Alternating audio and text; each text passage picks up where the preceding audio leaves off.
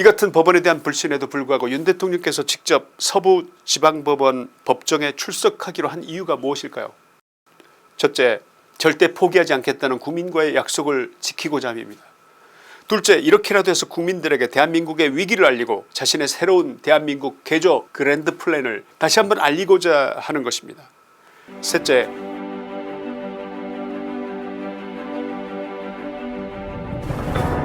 윤석열 대통령은 오늘 오후 2시 서울 서부지방법원에서 열리는 영장실질심사에 직접 출석하기로 결정했고, 지금 이 시간 서울 서부지방법원의 차은경 판사의 신문에 임하고 있습니다.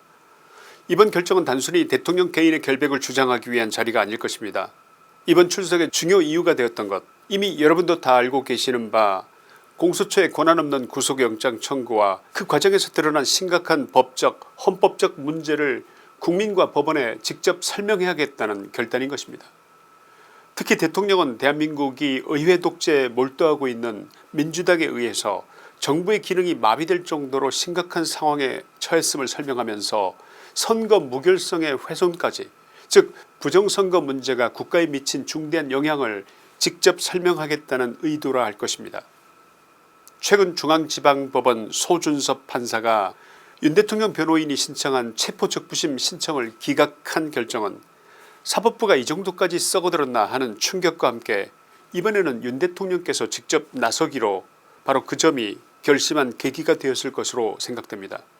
여러 차례 설명드린 바와 같이 공수처법은 내란죄를 수사범위에 포함하지 않고 있습니다. 공수처의 수사 대상은 고위공직자 범죄와 이에 관련된 범죄, 이 두 가지로 한정되어 있는 바, 예를 들어 고위공직자가 자신의 직을 이용하여 누구를 취직하도록 압력을 행사했거나 직에 관련하여 사인 또는 어떤 기업으로부터 뇌물을 받았거나 특정한 혜택을 직접 주거나 받았거나 하는 것이 관련된 범죄 범위인 것입니다. 그러나 공수처는 직권남용죄 수사 중에 내란죄를 인지했으므로 직권남용죄와 내란죄를 억지로 연결지으면서 대통령의 내란죄를 수사할 수 있다, 이런 괴이한 논리를 개발했던 것입니다. 그러나 헌법 제84조 대통령은 내란 또는 외환의 죄를 범한 경우를 제외하고는 재직 중 형사상의 소출을 받지 아니한다 라고 한 규정은 대통령이 직권남용죄로 공수처를 포함한 그 어떠한 수사기관의 형사소추도 받지 않는다는 것을 의미합니다. 그 누구도 그 어떤 법조인도 이 조항을 의심할 여지는 전혀 없습니다. 첫째, 공수처의 법논리는 완전히 법적 상식을 무시한 억지 논리입니다. 둘째, 공수처의 체포영장은 따라서 명백히 반헌법적입니다. 셋째, 공수처가 얼마나 무능한 집단인지, 공수처가 얼마나 민주당과 사법부의 암약한 좌파 판사들과 경찰 내에서 움직이는 보이지 않는 좌파 세력의 손에 놀아나고 있는지를 말해준다 할 것입니다. 이같이 켜켜이 쌓여있는 불법, 탈법, 부당함, 이것이 공수처의 불법 체포에 대해서 중앙지방법원의 체포적부심을 받는 해당 판사, 이 판사가 이 신청을 기각하면서 딱 한마디 했습니다. 이 사건 청구는 이유가 없다, 이렇게 말이죠. 이 사건 청구가 이유가 없답니다. 그래서 찾아봤습니다. 혹시 이 사건 청구가 이유가 없다는 이유가 뭐가 있는 것인지, 최소한의 조금이라도 설명은 있겠지 싶었는데 아무리 찾아봐도 기각을 한 이유에 대한 설명을 찾을 수가 없었습니다. 소준섭 판사는 단 한마디도 안 했습니다. 우리는 이렇게 배우지 않았습니까? 법원의 판결은 때로는 조금은 부당하게 느껴지더라도 법원의 판단이니까, 판사님의 판단이니까 일단은 존중해야 한다, 이렇게 상식적이고 또 소시민적인 삶을 받아들이고 살았던 우리 아닙니까? 그런데 이렇게 부당한데, 이렇게 명백한 불법이 있는데, 이렇게 많은 학자들과 법조인들이 대통령 체포는 말이 안되고 반헌법적이라고 입을 모아 말하고 있는데 기각을 했다는 게 말이나 됩니까? 여러분 어떻게 생각하십니까? 이래도 법원의 판단이니까 존중해야 한다고 생각하십니까? 정말로 유감입니다. 소준섭 판사는 최소한 공수처가 주장한 논리와 체포적부심의 기각 이유를 명확히 설명할 책임이 있었습니다. 공수처의 주장이 법적 근거를 얼마나 충족했는지 또는 충족하지 못한 점이 무엇인지, 헌법 제84조의 논란과 공수처 수사 범위의 충돌에 대해서는 어떻게 판단했는지 그 설명을 하는 것은 판사의 기본적인 최소한의 책무를 할 것입니다. 판사가 책임있는 자세로 공수처의 주장과 결정의 근거를 논리적으로 밝혔더라면 국민적 의혹과 불신을 줄일 수 있었을 것이지만 단 한마디의 설명도 하지 않음으로써 국민의 신뢰를 저버리고 사법부의 공정성을 완전히 의심하게 만들었습니다. 다시 말씀드리지만 공수처가 내란죄를 수사할 권한이 없다는 점은 헌법과 법률의 명확한 해석에서 나온 것입니다. 대통령 재직 중 형사소추의 금지는 단순히 기소만이 아니라 수사 자체를 포함한 개념이며 이는 헌법이 국가 원수의 역할을 수행하는 대통령의 권위를 보호하고 행정권의 지속성을 유지하기 위한 장치라고 그렇게 해석되어 왔습니다. 이러한 헌법적 원칙을 무시한 공수처의 구속영장 청구는 명백히 법적 헌법적 한계를 넘어선 것이지만 공수처는 막무가내입니다. 판사도 막무가내입니다. 그리고 이번에는 구속영장을 또 청구한 겁니다. 판사 쇼핑을 했던 서부지방법원에 말입니다. 이 같은 법원에 대한 불신에도 불구하고 윤 대통령께서 직접 서부지방법원 법정에 출석하기로 한 이유가 무엇일까요? 첫째, 절대 포기하지 않겠다는 국민과의 약속을 지키고자 함입니다. 둘째, 이렇게라도 해서 국민들에게 대한민국의 위기를 알리고 자신의 새로운 대한민국 개조 그랜드 플랜을 다시 한번 알리고자 하는 것입니다.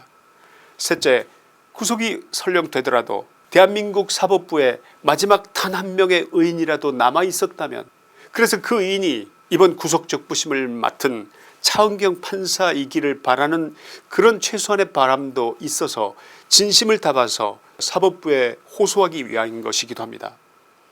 넷째, 대한민국이 어떻게 심각한 상황에 처해 있는지를 설명할 예정입니다. 민주당이 22번의 탄핵으로 국가 운영을 막았었던 점, 예산권을 남용해서 국가 운영을 완전히 마비시켰다는 것도 말씀할 겁니다. 전 국민이 의혹을 제기하고 있는 부정선거에 대해서 말씀하실 것입니다. 정부가 정상적으로 작동하지 못하도록 내란을 일으킨 주체는 오히려 민주당이며 민주당의 공격에 대한 정당한 방어 행위로서 국가 비상사태를 통해서 국민들이 심각성을 인식하도록 의도했다고 말씀하실 예정입니다. 특히 현대민주주의의 핵심은 국민의 주권이 선거를 통해서 정확히 반영되는 것입니다.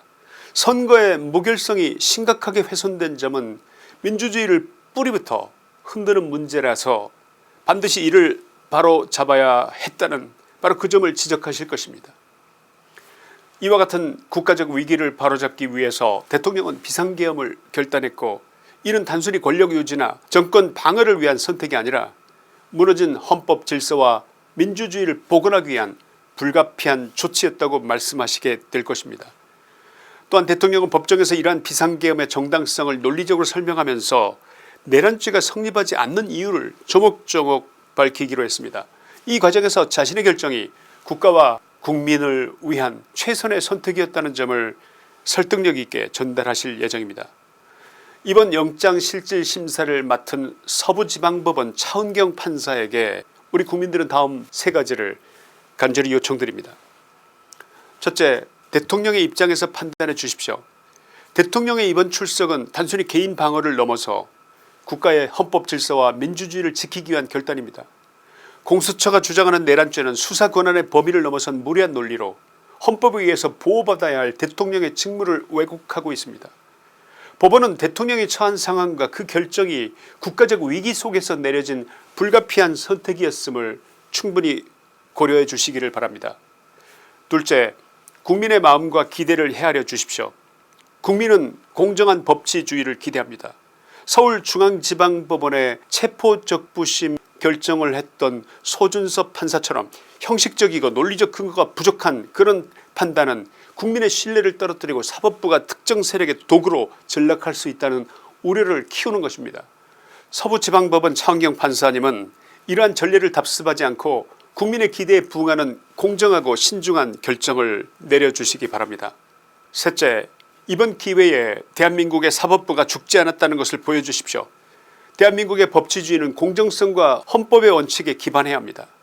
이번 사건은 법원이 국민의 신뢰를 회복하고 민주주의의 기둥을 바로 세울 수 있는 중요한 기회입니다. 법원이 헌법과 법치주의의 수호자로서 올바른 결정을 내릴 때 국민은 다시 한번 사법부를 신뢰할 수 있을 것입니다. 결론입니다. 윤석열 대통령의 이번 출석은 국민과 헌법 앞에서 진실을 밝히고 무너진 헌정 질서를 복원하려는 노력의 일환입니다. 법원이 국민의 기대에 부응하여 공정하고 독립적인 결정을 내려주실 것을 간절히 바랍니다. 이는 단순히 대통령 한 개인의 문제가 아니라 대한민국의 미래와 국민의 신뢰를 결정짓는 순간일 것입니다. 법원이 국민의 신뢰를 회복하고 법치주의와 헌법의 가치를 지키는 계기가 되기를 진심으로 기대합니다. 차은경 판사님도 국민의 한 사람으로서 다 함께 민주주의의 기둥을 바로 세우고 대한민국의 미래를 위해 하나가 되는 간절한 온 국민의 염원에 동참해 주시기를 진심으로 바랍니다. 김치환의 시사이다였습니다. 감사합니다.